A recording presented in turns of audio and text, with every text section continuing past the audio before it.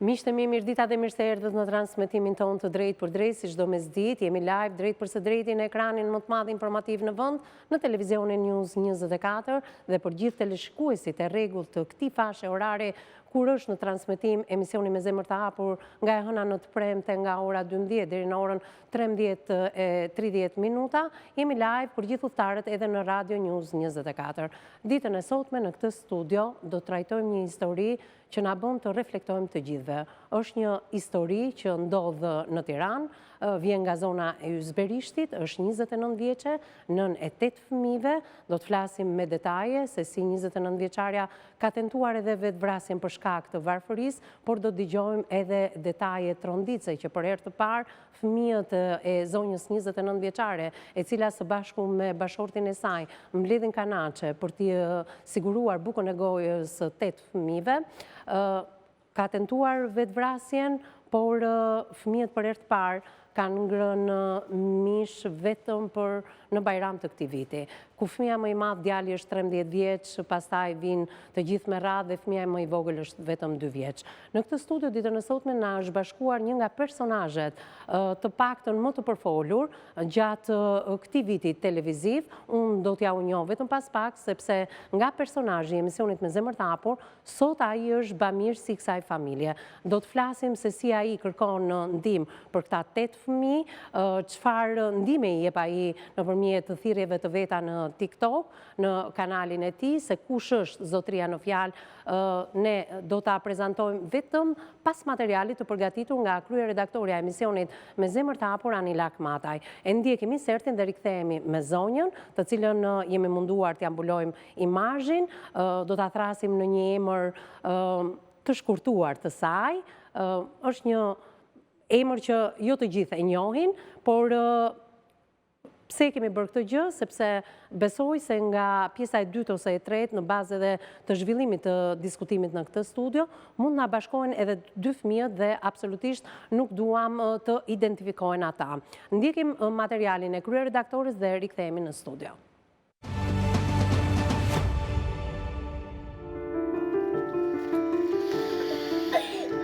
Historia e ditës së sotme ka të bëjë me një nën të 8 fëmijëve të mitur, ku më i madhi është 13 dhe më i vogli 2 vjeç. 28 vjeçari rretheu se jeton mes kushteve të vështira ekonomike dhe jeton në një banesë me shëra dhe vetëm bashorti punon. Për arsye se bashorti filloi punë, gruaja rrëfen për redaksinë e emisionit, se ju ndërprer ndihma sociale dhe sot aktualisht jeton vetëm me një pagesë minimale. 28 vjeçari rrëfen se njërin prej fëmijëve, pak kohë më parë ka përplasur një makinë dhe është larguar nga vendi i ngjarjes. Ndiqni rrëfimin.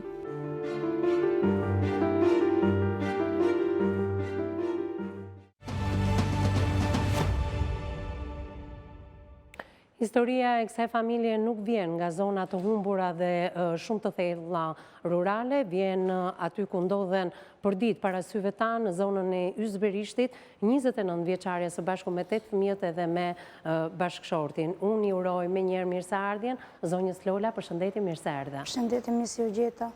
Faleminderit që je me mua në studio, por ne së bashku na ka njohur personazhi i emisionit Me zemër të hapur në një nga temat më të diskutuara, disa emisione të bëra për nën Razien, dhe ai është zoti Alfred Muça.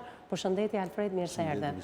Kënaqësi që të kam në këtë studio, nga një bamirësi në pikpamjen tënde të nënës Razie të ndjerë, kur i biri e dhunonte dhe bëri xhiron e gjithë portaleve, dhe ato video i ke shpërndar, tashmë në Razia fatkeqësisht ka ndruar jetë. Je në studion e emisionit Me zemër të hapur për të folur për një tjetër mënyrë se si ti e ke njohur këtë familje, se si i qëndron pranë, por edhe thirrjeve të herpashershme që ti bën në TikTok. Faleminderit Alfred që je me mua në studio. Përballë teje do të jetë avokati zoti Ylli Kameri. Përshëndetje, mirë se erdhe. Avokat dhe ndërmjetës. Njëkohësisht në krahun tënd Irina Shanaj, psikologja jon, përshëndetje. Mirë se erdhe në studion e emisionit Me zemër të hapur. Është ato histori që thua në zonat të humbura, të cilat nuk i prek kurrë këmba e njeriut, paktën ne që jetojmë në Tiranë ose në qytetet kryesore, ekziston një familje dhe jashtë vëmendjes mediatike, por dhe institucionale. Jo. Rasti i sotëm ka të bëjë me një familje që jeton në Ysberisht, një zonë që tashmë është e mbipopulluar, para syve tanë një nën 29 vjeçare, e cila ka 8 fëmijë dhe për këtë të falenderoj që ke menduar edhe në emër të Zotit se ti je besimtare, të sjellësh në jetë 8 fëmijët e tu, edhe pse thash nuk i ke mundësit financiare, bashkëpushataret e tua ende nuk e kanë nisur jetën, nuk e dinë se çfarë është familja dhe çfarë janë fëmijët, aq më tepër që ti ke menduar të sjellësh 8 fëmijë në jetë. Si ndjesh, Lola? Deri tani, me kushte shumë vështira, i kam rrit me shumë vështërsi, kam tentu dhe vetvrasje nga fëmijët që unë i kam pa shumë vështirë në shkollë, kur i çoja, në shumë vështirë, pa veshje, dilja në për gazanët e plera dhe dilja gjinja robe dhe i çoja fëmijët. Shumë me shumë kushtet vështira i kam në shtëpi. Më përpara kam pas fletur në çemente, në disa batanije, për falë Gjifredit që unë u po kjo pjesa e çunit, edhe jam njohur shumë me Gjifredin, më kanë ndihmuar jashtëmase shumë me miq e shok që Gjifredi ka pasur, më kanë ardhur, më kanë ndihmuar për çdo lloj gjoje, si me veshmbathje fëmijëve, si me mobile ke shtëpia gjitha, dhe fëmijët e mi për herë të parë për Kurban Bayrami kanë hongër mish. Shiko, ti djalin më të madh e ke 13 vjeç, dhe më të voglin e ke 2 vjeç. Fëmijët më të mëdhenj 13 dhe 12, djali dhe vajza, gjenden në ambientet e televizionit, unë pata mundësi t'i takoj, kryeredaktori i emisionit Me Zemër të Hapur i ka takuar edhe disa herë të tjera, sepse të 8 fëmijët kanë qenë, kur ju e keni denoncuar rastin, në ambientet e këtij televizioni. Po pse i ke aq të edukuar, aq të mirë? Bravo të qoftë për këtë gjë, se duhet ta themi. Sjellja ime që unë i kam edukuar shumë, sepse dua që ato fëmijë të bëjnë diçka në jetën e vet kur të rriten. Ke një të ardhme të vetën, po nuk po ja dal dot deri atje ku duhet. Është analfabete, edhe kjo dhe burri, s'kan as i klasë shkollë. Si ka mundësi? Nga ana e çunit kam mësuar, që e kam në klasë 7. Pra, djali shkon në shkollë edhe ti njësisht ke mësuar me djalin. E mësoj mas çunit, më thot çuni, mami, kjo është kjo gërm, është ajo, është kjo. Dhe nga ana e çunit unë kam mësuar sa do pak, aq. Edhe bravo të qoftë. Përveç këtyre vështirësive, ke edhe dashurinë për arsimin. Sa vite ke martuar? Unë po bëj 15 vjet, me 25 korriku mush 15 vjet me bashortin. Dhe sa vjeç është bashorti yt? Bashorti im është 35. 35 vjeç, po thuaj se keni 8 vite. 5 vjet diferencë. 5 vite. 29, 35, 6 vite diferencë. 6 vite. Okej. Si e njohur ti dhe bashorti yt? Unë jam njohur me shkesë. Me shkesë. Po. Jam njohur me shkesë. Nuk e di, unë familjen time kisha të ndarë. Çfarë do të thotë? Mamin dhe babin, në kisha të ndarë dhe jentoja me njerku në shtëpi. Po? Gjatë gjithë të kohës që rria me njerku, disa gjona rrethanat vogla që më erdhën, u largova nga shtëpia dhe shkova ke motra ime që ishte e martume. Po. Momentin që unë u largova, kam netur 2 net në ke motra, mas 2 netëve pastaj erdhi që kjo pjesa që unë u njohura mate, punë shkesi, edhe që atë ditë e pasaj, unë jam më marë edhe kam vazhdu jetën si që ishte për të njësur. Që në atë kohë, kur rrije me nënën dhe me njerkun, pas ka ndodhur disa gjëra, vetëm me njerkun. Mami u largu se këshu i erdhe rrethanat nda njerkun. E kanë feju. 12 vjeç e gjys. Pash një reagim të ndin duke përplasur ujnë në tavolinë. Po, nga ti di që unë jam pak i ndjeshëm, inshallah nuk ndel në e para e shkesi, se pa e bështim surat nuk rri. 12 vjeç e gjysë, ku e qomë? Ku e qomë? Fëmi, ajo nuk rrit akoma. Sa është vajza në ambientet? Sa është vajza sot? Po, a është gjithë fejue. Pa e mush 13. Shtatë zanë ka ngellë 15 vjeqë. Dhe Bashorti ka qenë diku 17-18. 19. 19. Me më madh. E ke certifikatën familjare ti? E kam parë. I jep saktë ti. Kur ka lindur, kur është shumë. Pa mush 13 vjeç që kanë feju me shkesë. Ti je vajzë me origjinë nga? Nga Durrësi. Nga Durrësi. Brenda në Durrës? Në Suks, në Katon. Në Suks. Parit në Durrës, po. Dhe atë që po tregon edhe zoti Alfred Jam lindur në Durrës dhe jam rritur në Suks. E di e ti çfarë ishte familja që do martoheshe? Jo, nuk e di. Po në shkollë pse s'ke vajtur? S'kam vajtur se kushtet e vështira që kena pas me familjen, nuk e arritëm që të shkoja. Unë pash një reagim të fortë, sepse kështu është karakteri dhe zotit Alfred, edhe ne duhet të reagojmë dhe ta ngrem zërin fort, por në mënyrën tonë, dhe gjithë se cili prandaj bën diferencën nga ne, sepse ngre zërin në mënyrën e ti. I bashkojmë pa dyshim zotit Alfred dhe thirrjes së fort dhe reagimit të fort që a i bëri, por dua të di personi që të bërish shkesin. Po, ishte shkes ndaj. Çfarë e keni juve? I shoqi ime ka burr motra. Shoqja jote e ka burr motra? Shoqi, burri ime e ka burr motra. Burri jote e ka, do më thënë është kunati ytë? Po. Kunata, burri kunatës. Ditën e parë që u martove, mban mend që vajti tek burri? Jo, nuk më mbaj mend asnjë gjë. Nuk e mban mend. E ke fshirë nga memoria? Nuk e... Po bën shumë vjen dhe që moshën që kam qenë 13 vjeçë që i kam mbush dhe nuk mbaj mend asnjë gjë nga ajo ditë. Më fal, ti lindjen e parë të djalit që sot e kemi në ambientet e televizionit. Po, kam qenë 16 vjeçë kur kam lindur çunin. Ke qenë 16 vjeçë? Kam qenë 16 vjeçë. Ku e ke lindur, në çfarë vendi? Në Tiranë. Në Tiranë. Po. Mjekët nuk e panë moshën tënde, nuk të pyetën, nuk reaguan, nuk... Jo, nuk më kanë dhënë asnjë lloj reagimi. Nuk më kanë dhënë asnjë lloj reagimi, thjesht linda, bona lindje normale, se i kam bërë vetë në lindje normale, dhe nuk kanë dhënë asnjë lloj reagimi. Kam bërë lindjen, kam net një natë. As nuk e kanë denoncuar asnjë Jo, fare. E kuptova. Po falë zotit tani me bashortin jam aq mirë sa sikur me pas vlla dhe jo burr. A kaloj shumë mirë. Ti ke qenë besimtare që kur ke qenë e vogël? Jo, tani këto muajt e fundit. Muajt e fundit? Pse vendose të mbuloshe? Vendose se atë kemi, zotin kemi gjithçka, në krah tonë. Ai është ti më i madhi nga ne. Vendose, thash. Dhe vendos. Puna juaj e përditshme, ju jetoni ndërkohë që edhe regjia më ndihmon me disa plane në Ysberisht. Ysberishti tashmë është një nga zonat më të populluara. Ti jeton së bashku me fëmijët e tu përpara syve tanë. Nuk e di, komuniteti si reagon kur të shikon? Aty ku jam unë, atë lagje ku jam unë, janë njerëz aq të mrekullueshëm, derisa dhe ushimin që e bëjnë në shtëpi ma bin me tenxhere në shtëpi. Bravo. Janë shumë njerëz të mirë. Shumë. Kemi disa komshi që i kemi shumë afër, në gjitë me dera, janë shumë njerëz të mrekullueshëm. Unë di për faleminderit shumë, deri sa që më kanë ndihmuar. Unë e di që ti dhe bashorti dilni në mëngjes dhe ktheheni në darkë dhe të 8 fëmijët rrin vetëm gjatë gjithë kohës. Apo jo? Po. Ato shkojnë në shkollë, apo jo? Po, i kam edukuar, i kam çuar në shkollë. Bravo, po. Ikin në 8 mëngjesi dhe vinë në 12. Po, fëmijët e tjerë, qonë në qerë dhe në kopësht të gjithë? 2 i kam në kopësht, 5 i kam në shkollë.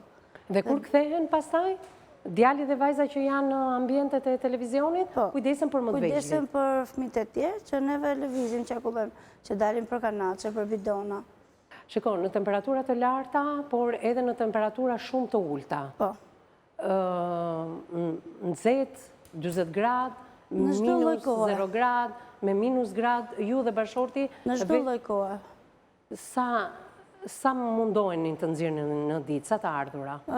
Janë shumë të pakta, me të ardha që neve mbledhin bidona kanace. Më thuaj një ditë që është më e keqja për ty dhe një ditë që mund të jetë më e mira për ty. Më e keqja është që neve me zitë po ja dalim me ato të ardha që kemi. A mund të ktheheni edhe me 0 lekë në shtëpi? Po. Ka ndodhur? Ka ndodhur dhe kena flet pa hungur. Qartë. Para se të vinte Xhaxhifredi kjo puna, 2 ditë para se të vinte Xhaxhifredi që më ndodhi aksidenti i çunit, kanë fletur fëmijët pa hungur. 2 ditë para 2 aksidentit ditë të para djalit. se të Xhaxhi Fredi që t'ju vë tek kësaj pune që ishte pjesa e çunit, kanë fletur 2 ditë para se të shu, fletën pa hangër, nuk kanë hangër. E qartë. Në mëngjes pasaj ka ardhur një komshije, që unë e falenderoj shumë, është një nën aty, që unë e kam ngjitur, më ka pruar një brava, më ka sjellë të nxjerrën me gjellë, më ka sjellë dhe një bukë. Bravo. E falenderoj shumë, shumë, shumë. Po një ditë më e mira e ju të dyve, mbas mbledhjes së kanaçeve, teksa i dorëzoni ato, sa është shuma që mund të merrni? Mund të risket 20, 25, 30, e shumëta 20.000 lekë. Si mund t'ja bëjë? Kjo ka qenë shifra më e madhe. Si mund Po, t'ja bëjë? kjo nuk ndodh për herë, apo jo? I grumbullojnë, I ngurumbullojmë aty ke shpije që ke pati, Po, edhe përse kur i qenë nga e pika, se quhet e pika që mbledh ta, nga ka rrit ka marrë dhe 20.000 lekë. mirë, unë prandaj e pyeta, se ka pas ditë që janë kthyer edhe pa lekë në shtëpi, apo jo? Po, ka pasur, është shumë të ajnë këthyrë. Mirë, Lola, unë do të ndaloj edhe në momente të vështira, por ti përmend vazhdimisht zotin Alfred që kam në këtë studio dhe i thërret Xhaxhi Fredi. Zoti Alfred, unë e di që ti e njohur në një aksident të tmerrshëm që i ka ndodhur djalit të zonjës. Sa vjeç është djali që ka psuar aksidentin? Djali është 5 vjeç. 5 vjeç. Ibrahimi, ja? Po, Ibrahimi. Çfarë ka ndodhur? Të mos i përmendim emrat më mirë, se edhe nënën e kemi në anonimat të plot, edhe emri nuk është... është një shkurtim, një nofk që i kemi vënë. Po. Unë ishe ke puna ime... Kur ka ndodhur kjo ngjarje? Sa kohë ka? Dhe se ma men, në 4 muaj, 3 muaj. 4 muaj, po. Dhe më thot kamarjeri, thot, o Xhaxhi Fredi të përblasi makina një fëmijë të vogël. Atë unë dalë. E shof, një kush gocë e mori fëmijën.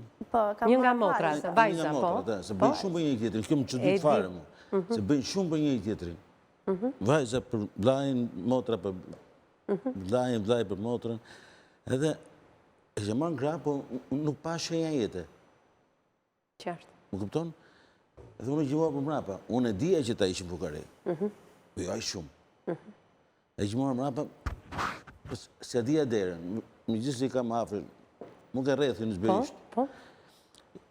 E gjimua hapi derën, kur hapë derën e pash atë kanoqët atë gjërës, nga që e dija që ta mbledi kanoqët, të shkjo që e ka. U futa mrena, edhe pash të minë aty që isë qanë balë, e shoferi, s'po e përmeni me emrin. Jo, emrin e shoferit jo, por kishte ikur nga vend ngjarja me djenin tim. Erdhi, u rikthye, po? Të dhe i deri në thë të vi prapë. Unë tani nuk më bëndë me ikë. Kërë shifështë të fëmijën, edhe ti t'jesh, edhe ti. Mjetëshosh një alë të fëmijën në gjëndja ty, vetëm fëmijët ishë në shpi, se ta ishë një të mletë kanoqë. E qartë. Vetëm 8 fëmijët në shpi. Edhe unë nuk më bëndë me ikë. Nuk për shifja me një mira i 129-ës. Qartë. Asaj 127-ës, të shka tjilë. Urgjencës. Po? Edhe vjen i shoku im. Më thë mosi është, ora thë për del gjak nga hunët.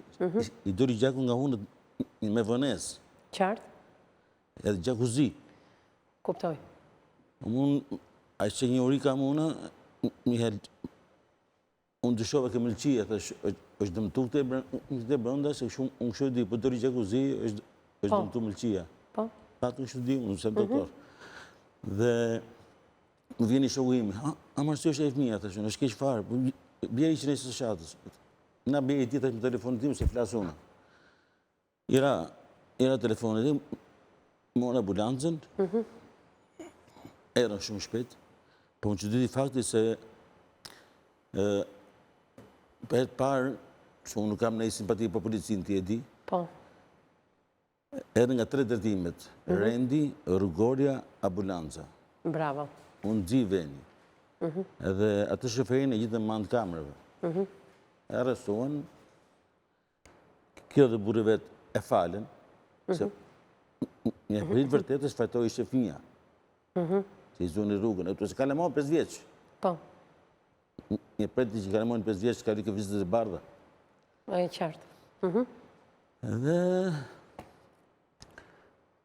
në darkët më vinë të mu, Një ke lokali im me më falenderu.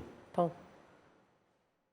Aneti, më dha, më duket një birë kjo, edhe një birë burri vetë. Edhe kjo, nuk jo të të pishi birë nga anë ime të falenderit. Nese. Dhe, ishtë në të folë, të si le fëmijët vetëm, 8 fëmijë vetëm, për qatë vetë. Që mblet ka noqë, ata për të ma i fitë. Dhe, aty më lindi ideja mu, të është me që u bo në viral pa dashje, TikTok, si që ti. Pse mos e shpesoj për mija? Pse jo?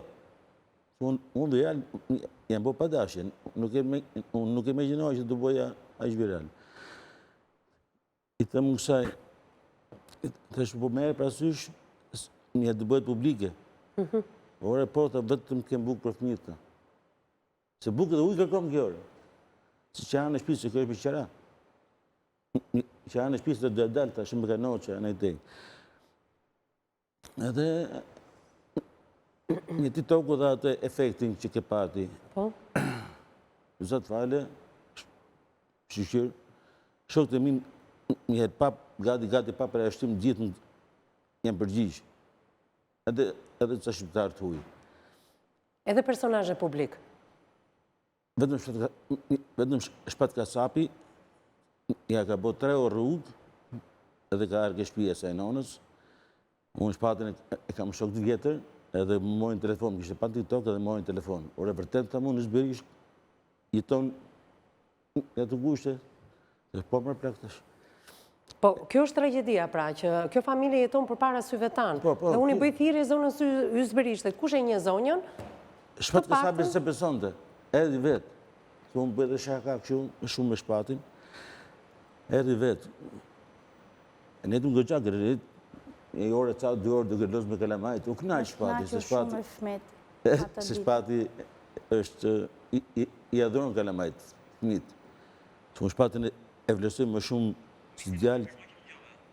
Dhe kështu ndodhi në fakt njoja juaj, sepse jam në fundin e pjesës së parë, po më njofton regjia në kufje që duhet dalin në hapësirën e parë, ne do rikthehemi për ta vazhduar njohjen tuaj, se si të ka shërbyer ty TikToku për këtë lloj bamirësie, pse ata për herë të parë e kanë ngrënë mishin ata fëmijë vetëm në Kurban Bajramin e këtij viti, reagimet dhe shpërthimet e tua të jashtëzakonshme për kauza të tilla se si një 12 vjeçare mund të martohet dhe unë shpresoj që ai zotëri të reflektoj dhe mos bëj martesa të tjera më, prandaj themi në këtë studio si e njohur dhe pse jemi kundra njohjeve të tilla në një moshë kaq të vogël, publiciteti i parë dhe rikthehemi në studio.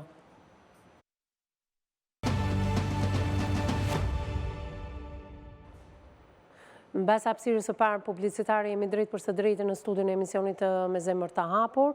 Dua të kaloj tek zonja Lola. Për hir të së vërtetës duhet jem transparente me veten, por edhe me publikun. Është një nga publicitetet më të vështira të përjetuara në studion e emisionit Me Zemër të Hapur.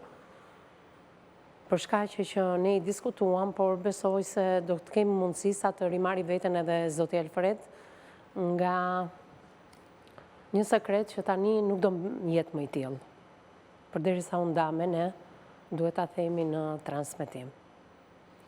E ke marrë veten, sepse edhe unë nuk jam ashtu si që duhet, por që do ta diskutojmë pas pak. Për te i të gjitha problemeve, djali u aksidentua, të desh ta përballoje aksidentin e ti.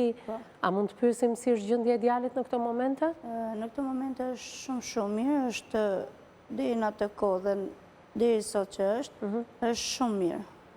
Pas Zotit është shumë mirë. Dhe më vjen mirë për këtë gjë.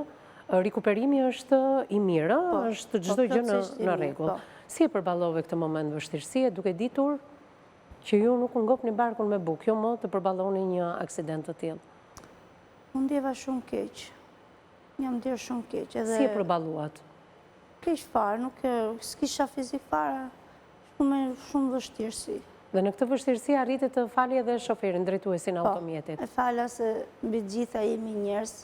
Gabime mund ta kishte edhe djali im se 5 vjeç, nuk mund ta llogariste ke vizat e bardha. Dhe unë arrita dhe e fala. Unë e di që për te i këtyre vështirësive në shtëpinë tënde nuk ka ujë të pishëm. Jo, nuk ka. Nuk ka ujë të pishëm jo për fajin tënd. Personat që kanë qenë para teje nuk kanë paguar. Po, kanë ato tjerë të janë debitor. Po. Edhe nuk e arris do që ta paguaj atë që kanë lënë ato. Edhe nuk kërkoj asnjë Ke shkuar ke drejtoria e ujësjellësit, ke folur me ta, që nuk është për fajin tënd? Kemi folur, kemi shkuar, ato duhet që ai tjetri që është depitore duhet paguaj ato që është depitore aty në të shtëpi. Pa i personi tjetër ka një emër, ka një mbiemër, ka një identitet.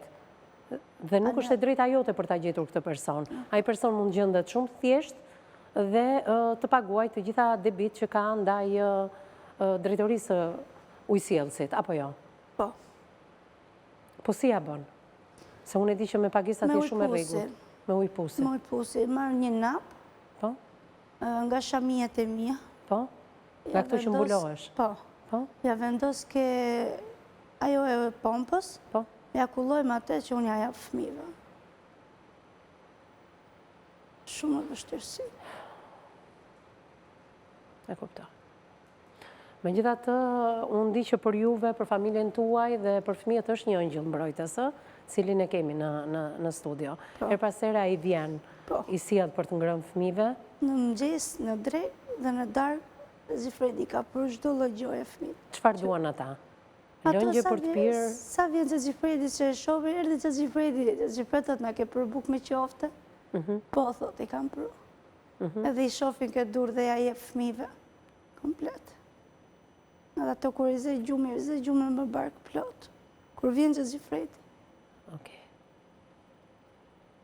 Tani ato parat që siguroni nga mbledhja kanaçeve, besoj se shkojnë për të tjera gjëra, duke qenë se fëmijët i kanë të siguruar ushqimin nga Zoti Alfred. Zoti Alfred, je gati për të folur me mua në të kundërt, më thuaj, je gati. Mund të konsumosh ujë, konsumo ujë përpara se të flasim, sepse unë diçka kisha kuptuar nga prezenca jote në studion e emisionit Me zemër të hapur për një ngjarje të përfshirë vetë ju. Por nuk e dija në vetë të parë. Dhe mësova gjatë publicitetit dhe ishe shumë e rëndë.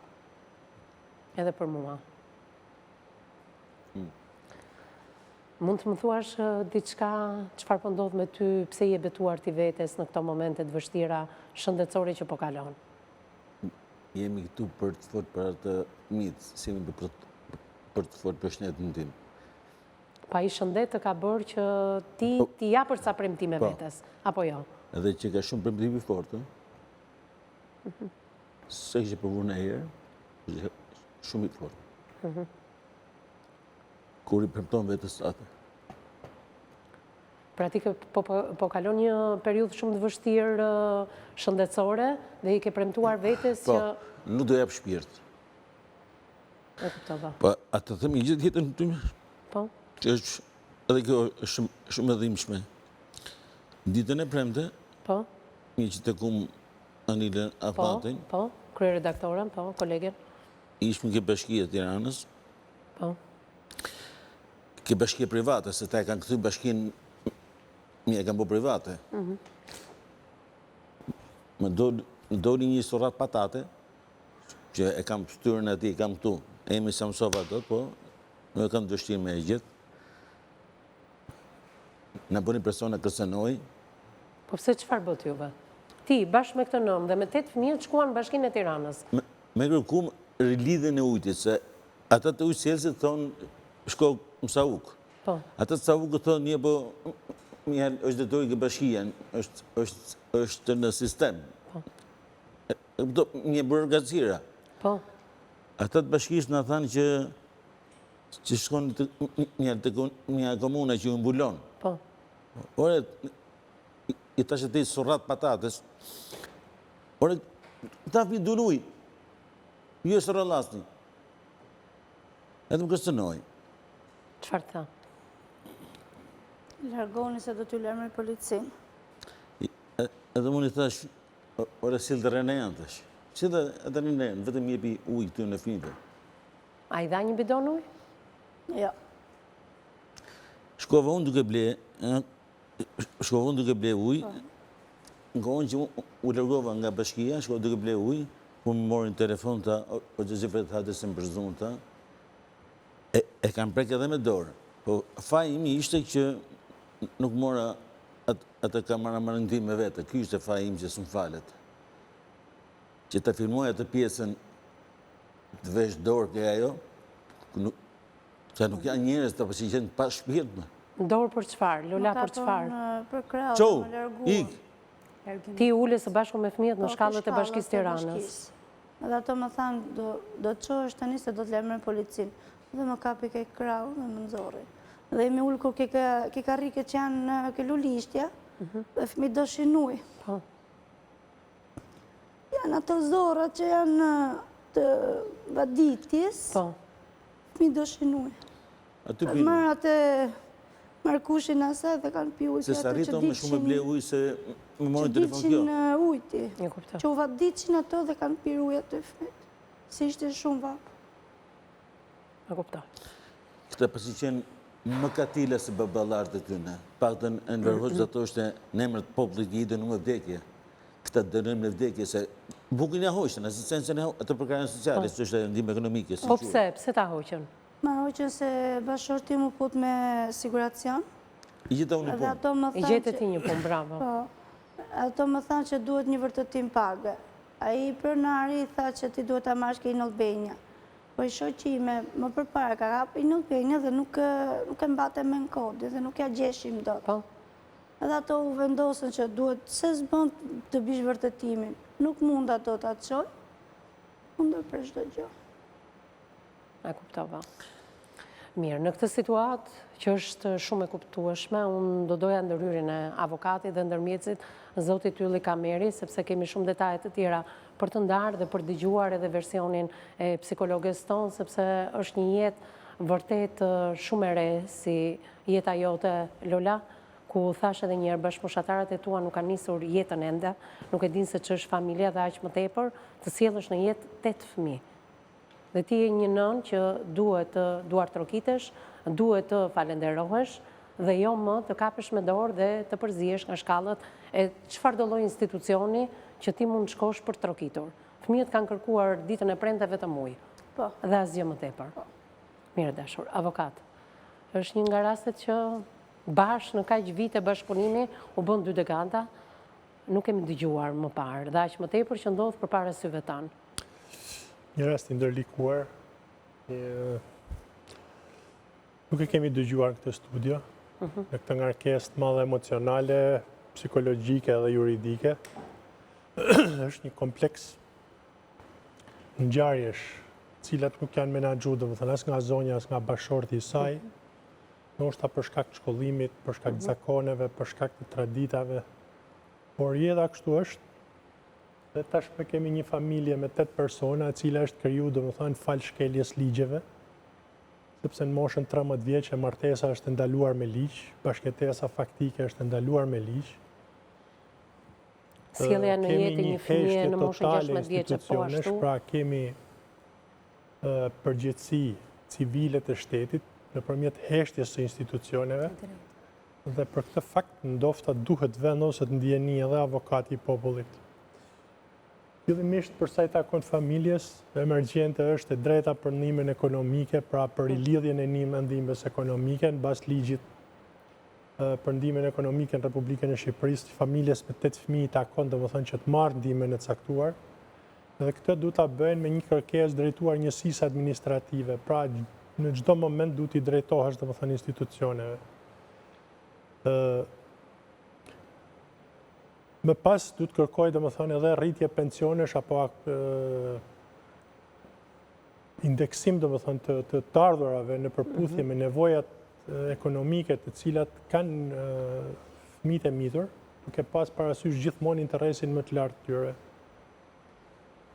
Një problem tjetër që konstatoj është çështja e aksidentit rrugor, bëhet fjalë për një largim nga vendi i aksidentit një personi, pavarësisht nëse është falur, është njohur, apo se si janë rregulluar marrëdhëniet mes të 2 familjeve apo mes të 2 palëve.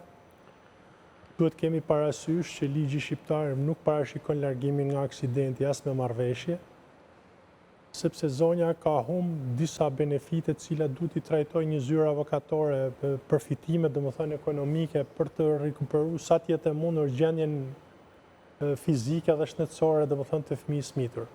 Bëhet fjalë për dëmshpërblimin avokat? Po, bëhet fjalë për dëmshpërblim edhe për autori, domethënë pavarësisht se ka normalizuar marrëdhënie, duhet paraqitet në organet e rëndit edhe ta denoncojë. Qoftë edhe faji i fëmijës? Po, patjetër, domethënë, nëse ka ndodhur ngjarja, duhet domethënë për shkalla fajësisë edhe rrezikshmërisë personit që e verifikon gjykata. Pra nuk është çështja e fale. Problemi është që kjo ngjarje përsëritet në forma të tjera dhe krimi transmetohet nga zinxhiri në zinxhir, sepse vetë ekonomia e tregut, kërkesë oferta i çon domethënë gjërat në vendin e duhur. Edhe çdo zgjidhje e problemeve në mënyrë private, pa pas miratimin apo prezencën e organeve shtetërore, nuk është e sigurt. Sepse duket që djali mund të jetë mirë sot, por nuk dihet se ç'a ndodh të ardhmen për efektet e shëndetit, për efektet kolaterale, domethënë të kësaj sjellje. Qartë. Jo ligjore, domethënë që kanë Pra, rruga ligjore pas këtij aksidenti dhe normalizimit të marrëdhënieve me drejtuesin e automjetit duhet të verifikohet, por edhe dëmshpërblimi që mund t'i takojë kësaj familjeje. Tash kemi një banesë të cilën jetojnë. S'kan menduar për dëmin, kanë menduar për mirësinë e tyre për ta falur, asgjë më tepër. Nuk është çështje mirësie. E kuptoj. Është çështje jete. Pra, mirësia ekziston, e fale, po ama shteti duhet marrë masat që kjo ngjarje të mos përsëritet më dhe personi domethënë t'i thras mendje, sepse nesër pas nesër Qartë. krijon aksidente domethënë më të rënda në jetë. Në kuptova. Një problem tjetër i cili po kështu meriton vëmendje ligjore është trajtimi me banesë sociale me qera. Zonja duhet të aplikojë patjetër për fondin e banesave sociale në mënyrë që të strehohen edhe të kenë kushtet e duhura për tjetore. Ku duhet të drejtohet? Kjo nëpërmjet e Albanias në Bashkinë e Tiranës duhet bëjë domethënë një kërkesë. Po ti e dëgjove çfarë tha zonja për Bashkinë e Tiranës? Atëherë, duhet kemi diçka parasysh. Më duket se kërkon. Pavarësisht mungesës së edukatës që punojës të caktuar shfaqin her pas here në raport me shtresat e vobekta të marginalizuara të shoqërisë, duke marrë si respektuar në nderin, në dinjitetin e tyre, në personalitetin e tyre, duke parë vetëm rahatin apo komoditetin e punës tyre, apo duke i trajtuar si personat cilët nuk janë aferave korruptive, nuk mund të paguajnë për drejtat e tyre, pavarësisht këtyre personave, përballë shtetit duhet shkosh në rrugë institucionale. Pash që ndërhyri zonja teksa po diskutoje pikërisht për çështjen e strehimit, po Lola. Para 2 vjetë unë kam bërë një aplikim për banesë sociale. Po. Edhe letrat i kam akoma në shtëpi. Po. Dhe më kanë thënë që kur të dalin pjesa e shtëpieve, do të informojnë, po bëj 2 vjetë, kur do të presë më unë? Në qartë. Avokat? Po. Një problem tjetër, pra përsa i takon banesës, sepse do i marrim domethënë me rrallë si probleme. Një problem tjetër është mbrojtja veçantë që duhet ju jepet fëmijëve. 8 fëmijë, sado e zonjë që t'jetë nëna, me kushtet që janë sot, me kërkesat që janë sot, me mënyrën e zhvillimit që është sot, nuk është në gjendje që ajo dhe bashorti i saj të prindërojnë me 8 fëmijë. Pra duhet kërkojnë ndihmë nga njësia bashkiake, nga zyrat e shërbimit social, përsa i takon prindërimit edhe mënyrës e ushtrimit të përgjegjësisë prindërore mbi fëmijët. Nuk është në gjendje domethënë që të vesh 8 fëmijë, të lajë 8 fëmijë, të mësoj 8 fëmijë. S'ka kapacitet. Pra atë prapambetje sociale që ka krijuar domethënë si familje do ja transmetojnë fëmijëve dhe familjeve të tyre, pra do i lërë domethënë fëmijët mbrapa domethënë me kohën dhe nuk do dëmtojnë interesin e tyre më të lartë. Pra duhet domethënë që ta kërkojë domethënë patjetër. Se Evis mund të pak fare? Po, me avokatin, po. Gjë me trisht që kam pa unë këtë familja, ishte i ditë, ishte beca ushime, vogla shumë. Edhe i them Lolës, misi dhe e fletore, si janë finë me mësime. Ishin ke 7 këtë 8 Po, libet dhe fletore ishin të lagura, nga lagështira. Nuk e ke iden, unë të këshilloj që ti më sush ke shpija kësaj. Se ti e pak është më si punaj me e ndjeshme dhe ti. Fletorja fëmijëve me igrasi, libret e fëmijëve me igrasi. Po mirë ishim mësimi, 7-8. Për aq sa ata mundën, pse jo? Nuk e di Ka ku është të mjerueshme jetesa. nuk e di ku e ka gjetë forcën e se janë të edukuar, i këtë për jashtë. I këtë kohë i folë sa të edukuar. Nuk e di ku e ka gjetë këtë forcë që nënë. Nuk e di. Po sepse një nënë e tillë me një mirësi të tillë që rrezaton një urtësi, një mençuri, nuk e di, një edukatë qytetare, fëmijë të tillë do dalin. Kërë ta shumë gjeli dhe ujtin me, jo ta se më fusin burg, se ta qasë bëjnë. Këta i kanë dënu me vdekje, i provenimin tim, nuk kanë, e i dëni me vdekje, 8.000 pa ujtë pishëm, pa buk, pa ujtë pishëm. Mirë, me që jemi ke ujë pishëm dhe do t'a jap fjalën, të pyes, Lola, kur ishe tek Bashkia e Tiranës, ja askush nuk mori një bidon ujë për ata fëmijë. Jo. Por pinë pikërisht nga Markusha që janë që ujiten pemët. Pemët, po. Mund të më thuash pak, a i punojnë si pa fëmijët? Po, po, i pa. Që pinë ujë aty? Po, I pa. Reagoj? Po, i në fare. Jo, nuk U reagoj. merte vetëm me Po njerëz. në qytet me inatë. Merte vetëm me njerëz që ishin e dilëshin. Po i natë pse? Nuk e di, ishin edhe dy policë të bashkiak, i qënë i ri dhe i brakaluc. A i qënë i ri ishe shumë qënë i mirë, hera parë që ishe policë e bashkiak me kulturë. Ka qenë e premte, ora 9:30. Po, Edhe i brakaluci rritë me telefon në dorë. qartë. E kam ndërprirë në fakt avokatin, por njoftojmë nga regjia që duhet të ndërpritem për hapësirën e dytë publicitarit, kërkoj ndjes avokat, pjesa 3 të mbetet të përfundosh komentin tënd, edhe psikologes ton Irena Shanaj. E ndjekim publicitetin dhe rikthehemi në pjesën e 3 dhe të fundit.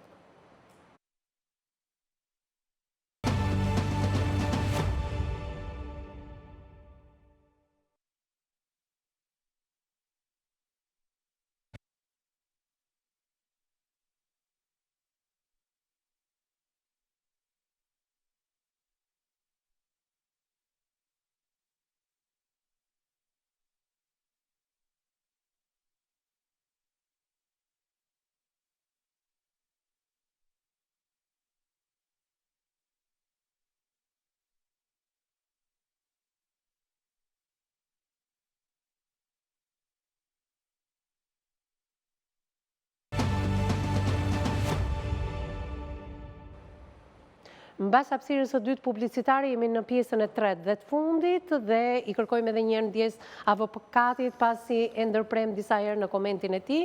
Shpresojmë të mos ndërpritemi avokat, derisa të mbarosh komentin tënd. Jemi tek strehimi, aty e lam. Jemi të strehimi dhe mbrojtja e posaçme Po, për e fëmijët. fëmijëve, Përsa i po. takon domethënë prindërimit të mirë që duhet të ushtrojnë domethënë në një familje e cila ka 8 fëmijë. Të gjitha këto po t'i përmbledhim kërkojnë domethënë një mbrojtje ligjore të strukturuar. Pra, nuk mund të shkohet tek bashkia, te njësia administrative, duke mbajt hallin në duar edhe duke domethënë që ta trajtojnë si një problem cilin du ta zgjidhin me një herë personat e caktuar. Është e vërtet që shteti është burokrat, por përpara institucioneve duhet shkohet në rrugë zyrtare. Dhe zonja duhet kërkoj patjetër ndihmë të kualifikuar nga shteti, pra një avokat duke përfituar nga mbrojtja ligjore falas. Dhe këtë duhet ta bëj pranë zyrave të posaçme që janë pranë Ministrisë Drejtësisë dhe që kanë jo vetëm infrastrukturën e nevojshme, por edhe Avokatët falas, personat, apo jo? patjetër. Po?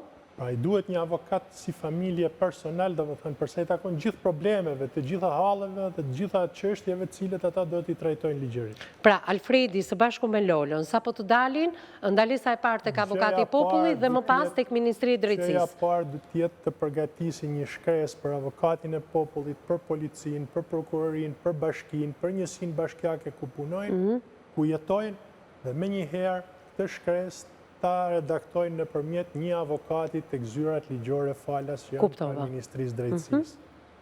Pra kjo është mënyra me të cilën vdeshat të fëmijë, pastaj shiko, se aq gjallë se e di, o t'i bi me drejt, unë e di që ligjore kështu është. zonja ka 8 Hajde i fëmijë, bashkë tek bashkia, ai burokratja tjetë e bashkia ka një fëmijë, edhe do t'i japi ushqim sa 8 fëmijë të zonjës plus edhe 8 të tjerë, domethënë sepse kështu e ka ndërtu jetën zotëria. Pra pjesa burokratike e shtetit nuk është në funksion të individit, është në funksion të familjes. Pra çdo person shkon punë shtetit për të rregulluar familjen e vet, më kupton? Zoti Dhe avokat, është çështje ndërgjegje në zoti nivelin avokat, me gjithë respektin që kam për avokatët. Po e them prap, këta pasaj qenë më katila se baballarët e tyre. po nuk është çështje më katila, më problemi është që po që se nuk e trajton problemin në nivelin që ta pranon shteti dhe ta kërkon të shteti nuk e zgjidh dot, se ti në rregull. Okej. Nuk e zgjidh duke fyer, duke sharë, duke anatemuar, sepse nuk rregullon asgjë me këto fjalë domethënë që thua. Kam Por- edhe unë të bllëfin tim. Shiko, është Mirë, të mos e përdorim të paktë në studio, sepse avokati po thot dhe po deklaron se ti e di, Alfred, që ne e japim komentin e specialistëve jo vetëm për studion, por dhe për një audiencë të gjërë. Pra, se po të veprojnë gjithë, kështu si po veproni ju jeni një rast specifik. Avokati po interpreton atë Jeni rasti- në Po mënyrë ka 2 vjet, teorike. pra. Mirë, Ka pra, 2 vjet. në mënyrë teorike. Po ka 2 Por, vjet. ka dhe një rrugë praktike. ka 2 vjet, ka 10 vjet, ka qysh kur është martuar zonja, domethënë që i krijon problemet domethënë vazhdimisht. Sepse zonja në momentin kur nuk kishte përfaqësues dhe duhet kishte persona që të marrnin jetën e saj, filloi me kriju problemet që nga martesa në moshë të hershme, që nga lindja e fëmijëve domethënë në mënyrë. Avokat, ja ti them diçka Alfredit. Alfred, a jeti Po ne tani... që ndodhi? Cilat Ne që ndodhi? Ju lutem. Nuk kemi të me gjyku këtë pse i bërë fëmijët. Jo, absolutisht, shumë mirë ka bërë që i ka bërë njerë, po çështja është për t'i mbajtur. Unë kam me shtetin edhe me Nuk bashkinë. është, a është mirë apo keq, ndodhi domethënë situata. Puna është që shteti flasin për atë domethënë që ka sovranitet. Ka atë që na e merr Avokati nuk është pasurinë dhe ja përfaqësues i jep shtetit, dikujt se tjetër. avokatët është profesion i lirë. Ma kupton? Avokatët janë përballë shtetit. E kuptoj fare mirë, po du të debatoj unë me atë. Jo, se dëgjoj, se nuk kam, nuk më ka folur dhe psikologja. Shko këtu, shko atje. Zoti Alfred, Ku të shkoj ajo? Shiko. Ajo është analfabete. Ku të shkoj Zoti mo? Alfred, e di çfarë po thot avokati? Jeti përfaqësuesi kësaj familje sot. Nuk ka më nevojë të jesh ti përfaqësuesi. Shkoni pranë Ministrisë Drejtësisë, është një avokat që paguhet nga shteti, është falas për juve dhe ai në emër të kësaj familje të përpiloj shkresën dhe të shkojë në çdo institucion me zonjën. Kaq tha avokati. Okej, dhe bëjmë atë. Edhe reagimin do të marrë Do ta telefon për shohim, po reagimin. patjetër do jemi këtu. Ne do ta ngrëm zërin gjithë bashkë. Mua më vjen mirë të filloj reagimi që sot. Nuk e di sa e mallkuar pas së qenë kjo. Jo, nuk është e mallkuar. Jo. I presin ujnë e pishëm e thëmë se listë dhe Ujnë e burg. pishëm nuk ja kanë prerë zonjës, ja kanë prerë ati përpara. Saj. Shiko, ka qenë një person tjetër përpara ka qenë zonjës. debitor ai? Debitor ai, Dhe po e vuan zonja. Dhe paguan. Okej, atëherë që të vinë në një emërues për bashkët, besojë në profesionalizmin të avokatit, sepse po thot shqipërisht që heshtjes Ligjerisht e di unë, institucionale leti përgjigjemi me zë institucional. Pra, përfundojmë, Jo me vajtje përpilojeni fizike. kërkesën tuaj, dhe gjithë shka është Po okej. shkresa Ka një lëgjurm, zyrë- shkresa Lutem, lëgjurm. Zotë Alfred, ka një zyrë juridike që ofron ndihmën ligjore falas, kështu që le të besojmë që do bëhet më e mira. Okej, dhe bëjmë Juve atë. keni ardhur, po bëheni zëri i zonjës, dhe sa mirë që keni qenë personazhi këtij emisioni dhe sa mirë që keni besim tek zëri juaj dhe njëkohësisht e keni potencuar edhe zonjën, pra eja dhe ti bërtite dhimbjen tënde. Gjithë kjo heshtje meriton të ketë zërin e vet dhe jemi në këtë pikë tani. Ne na vjen sigurisht keq, ka qenë një ndër historitë më tronditse, do me thënë kanë qenë ca detaje dhe ca numra dhe disa gjëra të pa hasura, të pa dëgjuara dhe realisht ka qenë një lëndim dhe një tronditje shumë e thellë emocionale për të gjithë ne dhe për të gjithë dëgjuesit, sinqerisht, për vetë mbi vendosjen e gjërave,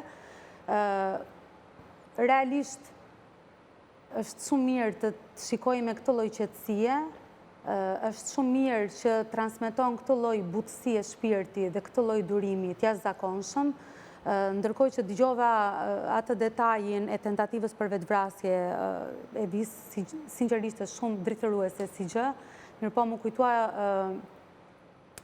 është personifikimi në sitit të Poradecit. Pra, është një nën praktikisht shumë afër vetëflijimit. Pra, vetëm për të vegjlit e saj që të marrin ushqim, që të marrin ngrohje, që të marrin strehim, që të marrin një edukim të mirë, nëna është shumë pranë vetëflijimit. Pra, unë do bëj gjithë shka, e ndjen shumë veten të shteruar. psikologjikisht, fizikisht, emocionalisht, financiarisht, po mundohet, po ropatet.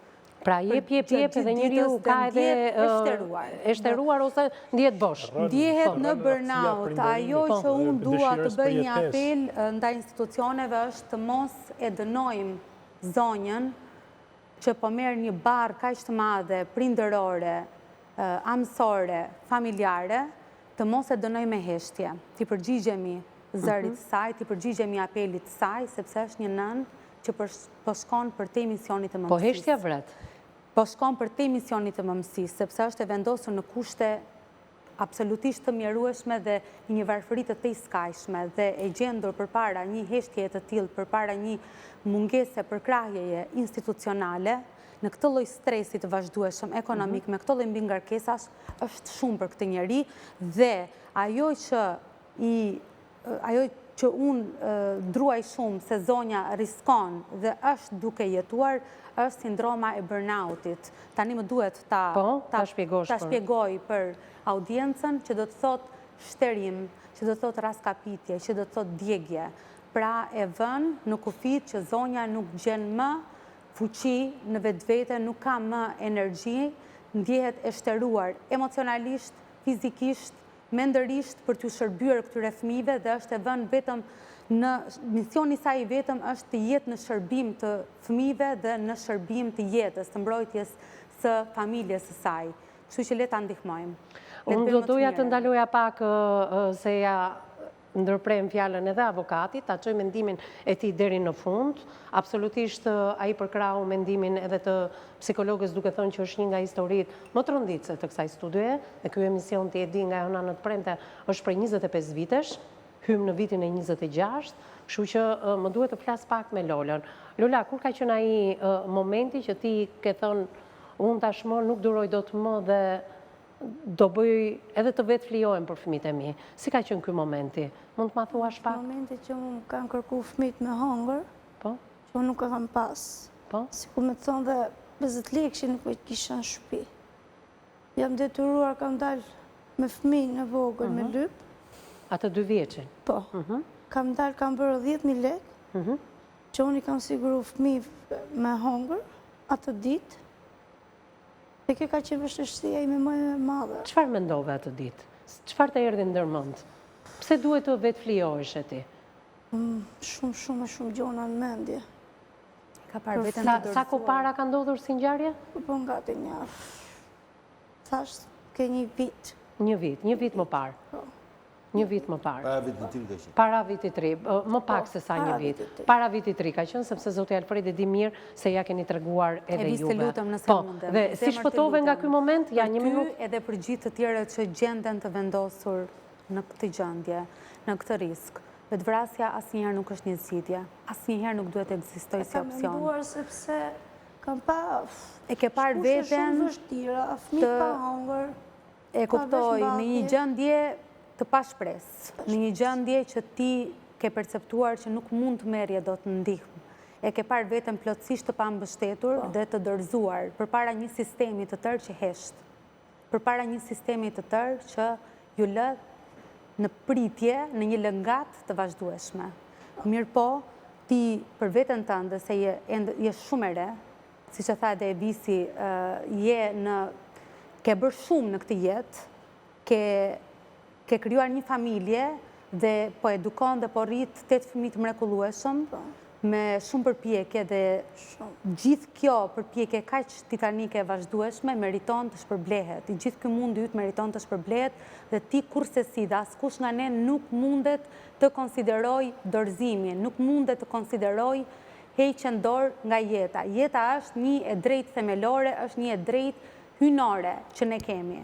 Kështu që nuk duhet jetë asnjëherë. Të lutem, mund ta shikosh veten, se cili nga ne e shikon veten në një moment kritik të jetës së vet, shumë pranë dorëzimit, por ajo që ne duhet bëjmë është të kultivojmë shpresën, siç je duke e bërë, dhe ta bësh gjithmonë më tepër. Faleminderit Irina për të kaluar përsëri tek Lola dhe ta mbyll me avokatin. Nuk doja asnjë gjë tjetër, vetëm fëmijët që të flenë me barkun plot, asnjë lloj gjë. Lola, ti the sigurova një 10.000 lekë çdo vjetër dhe i sigurova bukë fëmijëve. Po pse doje ta shtyje veten tënde drejt asaj sakrifice? Dhe ti e di se je edhe besimtare, që është e pafalshme vetvrasja. Shumë. Për vetën time, që unë jam besimtare, mu nuk më falet ajo gabim. Si shpëtove nga ky mendim negativ? Si shpëtove? Si ta shpjegoj? Kur ka parë ato fytyra angjëllore, besimin në Zot, Jo, nuk e ngacmoj. Po mu, një që vjen më shumë i natë, nuk e gjen një psikologa, një punoj sociale, asë më quhet që më gjen pranë. Por çështjen e psikologut ne kemi folur bashk. Kur e pyeta, Sa po të zgjidhet krizat e kurdri psikologut, pa dyshim që ne do jemi në bashkëpunim me ta. Që unë kam frikë të qoj ilaç miu ke shpia saj se mitë aty janë shpis. Është miu që mazi e fut vrapet kur e shefsh. Kam frikë të qoj ilaçe. Më kupton pse kam frikë? E kuptoj pse edhe shumë mirë bën që nuk dërgon, por edhe kjo mënyrë për të jetuar me minj ashtu siç thua ti, duhet marrë fund, Avokat, ta mbyllim Po. se jemi në këtë fund të kësaj drame Përfundimisht duhet i drejtohet domethënë qendrave për ndihmën juridike falas, të cilat ndodhen pranë gjykatës Tiranës ose pranë Ministrisë Drejtësisë. Më tepër informacione mund të marrin domethënë pas emisionit. Do plotësojnë ato kriteret që ka domethënë ky institucion për sa i takon dhënies së ndihmës juridike falas, dhe më pas mund të trajtojë të gjitha problemet sa i takon në rrugë ligjore, si duke lidhur ujen, si duke siguruar domethënë të drejtën që të ketë një asistente domethënë apo dy asistente të cilat duhet ta ndihmojnë për sa i takon mirërritjes dhe mirëedukimit të fëmijës si nën me nevoja të veçanta për shkak të numrit të lartë të fëmijëve domethënë që nuk mund t'i prindërojë, dhe më pas të vijojë domethënë duke kërkuar gjendjen e procedimit për sa i takon aplikimit të saj për banesë sociale, gjendjes financiare për sa i takon ndihmës ekonomike dhe më tej t'i drejtohet edhe avokatit popullit, edhe prokurorisë për sa i takon qoftë aksidentit, qoftë dëmshpërblimit nga aksidenti që duhet i takojë për sa i takon domethënë fakti që njëri prej fëmijëve të saj ka pësuar domethënë dëmtim. Faleminderit avokat. Po, Alfred. Ndërkohë regjia, ju lutem kryeredaktoria të më sjellë edhe pak fëmijët në studio, vetëm përfundoje me zonjën, se s'duam që asnjë nga këto detaje të përcillen tek fëmijët. Zonja përkon vetëm bukë dhe ujë. Bukë dhe ujë përkon. Alola? Po, do ta themi apelin së bashku me fëmijët pastaj. Nuk përkon nei. E kuptova. Tani, e ndërpresim pak, se shikoj që kolegja ime dhe kryeredaktori e emisionit me zemër të hapur po afrohet në studio. Janë dy fëmijët, njëri në njërin krah dhe tjetri në krahun tjetër, edhe vajza, nuk e di. Po, ajde, afrohuni tek mami. Po, nuk e di, duhet afrohem unë në regjia për ta hequr pak mikrofonin, ose Anila të lutem më ndihmo pak me mikrofonin që njëherë ta mbaj djali dhe njëherë ta mbaj vajza, se janë të pa mikrofonuar në këto momente. E mban djali njëherë fillimisht në dorë dhe pastaj ja kalon motrës së tij. Dy fëmijë të mrekullueshëm, përshëndetje. Përshëndetje. Mirë. Sa djali bukur je. Faleminderit. Sa i edukuar je, sa i qeshur je. E ke mbaruar shkollën, apo jo? Jo, akoma. Akoma? Ke dhe pak shkollë? Po. Qa klase je? 7. Në 7. Nxënës mesatar, më thanë je? Po. Qëfar merë? 8. 8, ke 8. Ja ke lënë 10 të motrës? Qa bëjnë gjithë ditën? Në shtëpi? Po. Kush janë punët e tua kur ikën mami dhe babi? Ta ndihmoj. Qa ndihmon ti në shtëpi? Në punët e shtëpisë, në çdo lloj gjëje. Domethënë ti djalë 12 vjeç, fshin, lan, pastron, e kuros, gjitha. Po. Pa të vllajën e vogël kush e mban 2 vjeçin? Motra. Motra këtu. Po kur u aksidentua vllai tjetër? Se e mbaja unë. E mbaje ti, a? Po kjo motra më duket është ajo shpotimtarja. Po. Mirë, kaloja pak mikrofonin, faleminderit që je me mua në studio. Përshëndetje dashur. Përshëndetje si je? Si je? Mirë? Mirë. Unë t'i bëra komplimentat edhe më parë, te koridori, apo jo? Je shumë e bukur. Faleminderit. Je shumë e mirë. Ti je ajo që merr 10, apo jo? Ti je motra që gjete vllajin të aksidentuar, apo jo? E more në krah. E mban mend momentin e aksidentit të vllajit? Si ishte? Çfarë ndodhi? Ishte një vajzë, është tipi makina dhe e la aty dhe hiku. Nuk e solli në shtëpi, pa solli Xhaxhi Fredi në shtëpi. Shiko sa ju laston ky Xhaxhi Fredi, më kanë thënë. Qa ju s'tjellë Gjëgji Fredi? Më thoni njëherë, kush janë gjërat që i kërkoni Gjëgji Fredit ju?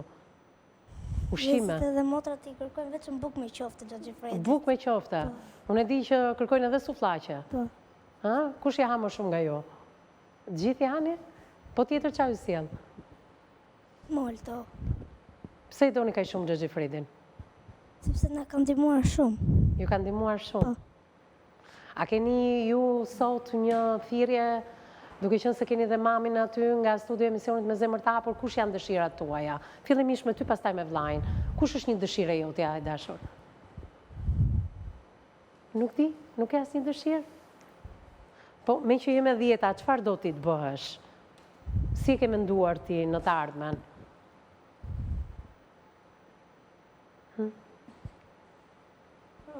Je emocionuar?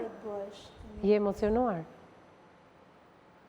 Mirë, kaloja pak vllajt, se mos të vjen mendimi e rrugës, sa po dëgjosh vllajin. Ke një apel ti sot, një thirrje, një dëshirë për ta ndarë me ne? Se kam ndonjëherë. Se kam menduar. Se ke menduar ndonjëherë?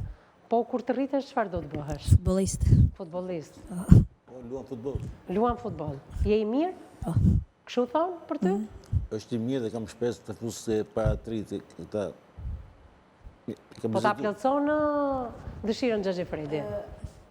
Unë falenderoj shumë atë babin e shokut Samuelit tim, që ja ka mundësu gjitha, që ja ka bërë me analiza, me veshje, me gjitha, që qëni ime vazhdoj kursin për futbolist dhe shkon për ditë. Nuk ndalohet për ditë. Ka, do të gjë mundësin do shkoj. Bravo. Edhe falenderoj shumë. Më vjen mirë. A mund të kalojmë pak edhe fëmijëve? Se unë di që një surprizë në familjen tuaj së fundmi ka qenë edhe prezenca në shtëpi e këngëtarit Shpat Kasapi. Çfarë bëhet me Shpatin? Thanë, keni luajtur disa orë me Shpatin. Keni bërë biseda? Po. Si ishte Shpati, na thuaj pak. Shumë i mirë. Na pëlqeu. Kush u lidh më shumë me Shpatin? Se gjithë? E i vogli. I vogli? E i aksidenturi. U lidh. E 5 vjeç. Po, kurse më karizmatiku është i vogli fare. 2 vjeç. Ai është nuk rri i sekond, ha? Është më i llastuari se me Po prush.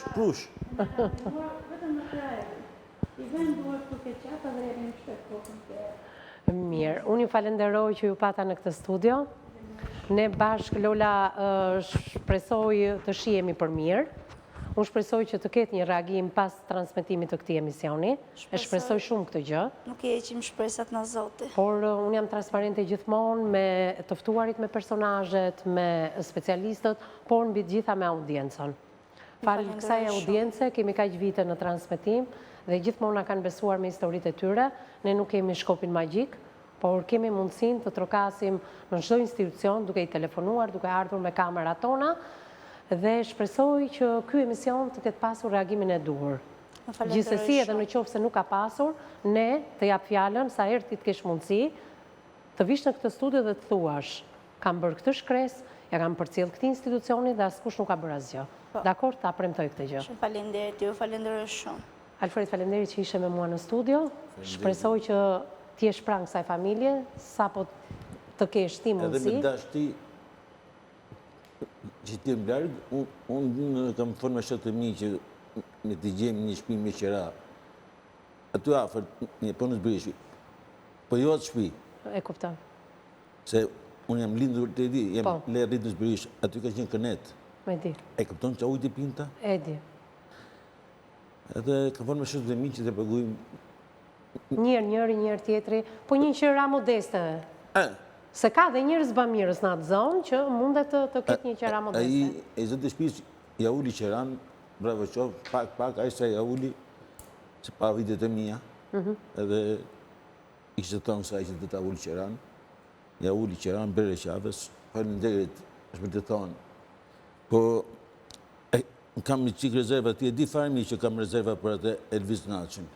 Jo, të mos përmendim emra këtu se nuk më intereson emri askujt, gjithse cili e ka për veten e tij. Emrat në këtë studio nuk e dim, domethënë se çfarë mund të ndodhi, jo për gjë zoti Alfred, por çështja është që keq interpretohet çdo gjë jashtë kësaj studioje. Më mirë kupto për këtë, unë shpresoj që edhe Elvisi të na ndjeki, zonja është besimtare, por edhe shoqata të tjera, ne kemi mundësira, por fillimisht le ta lëmë këtu në rrugë institucionale, pastaj kush bamirës të do dhe kush njerëz kërkojnë të kontribojnë, e gjejnë kollaj këtë emision, jo vetëm drejt për drejt, por edhe në kanalin tonë zyrtar në YouTube. Falenderoj avokatin, falenderoj dhe psikologen, bashkë takojmë në ditët në vijim, deri atëherë, minuta kofshim.